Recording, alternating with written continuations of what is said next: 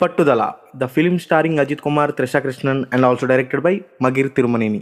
ఇంకా సినిమా ఎలా ఉందన్న విషయానికి మీరు వచ్చేస్తే అసలు నచ్చలేదు భయ్య. సినిమా చూస్తున్నంతసేపు ఇది అజిత్ సినిమా అయినా, అజిత్ సినిమాకు ఉన్న ఎలిమెంట్స్ ఏమీ ఎక్కడా కనబడలేదు. ఒక అజిత్ సినిమాకి కావాల్సిన ఏ ఎలిమెంటు సినిమాలో దొరకలేదు. ఒక 2.5 hours అలా కూర్చుంటూ అసలు ఏం సినిమారా బాబు ఇది అని ఫీల్ అయ్యేలా బయటికి పంపించారు.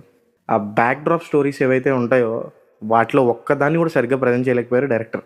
ఇంకా సినిమా గురించి ఎంత మాట్లాడుకున్నా దెర్ వాస్ నో పాయింట్. అసలు మాట్లాడడానికి ఏం కనబడట్లేదు సినిమాలో.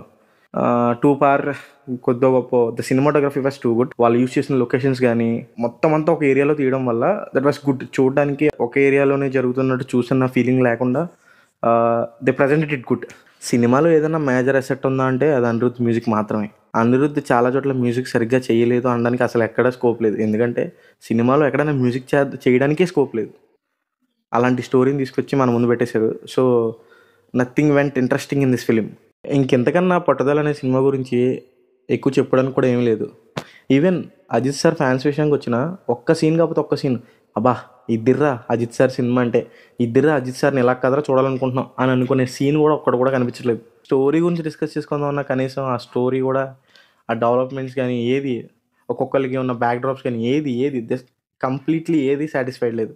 ఈ వెడైమూర్చి వచ్చేసి డబ్డ్ ఇన్ తెలుగు లైక్ పట్టుదల, ఈ సినిమాని థియేటర్స్లో చూడకపోవడమే బెటర్. మీరు చూడాలనుకుంటే when it is on OTT ఒక్కసారి చూసి ఎంకరేజ్ చేయండి. ఇది కంప్లీట్లీ నా ఒపీనియన్. సినిమా better to skip in theatres. That's all for the review of Pattudala. రేపు మళ్ళీ తండేల్ సినిమా రివ్యూతో కలుద్దాం. అంతవరకు please like, share and subscribe to our channel scene screen reviews.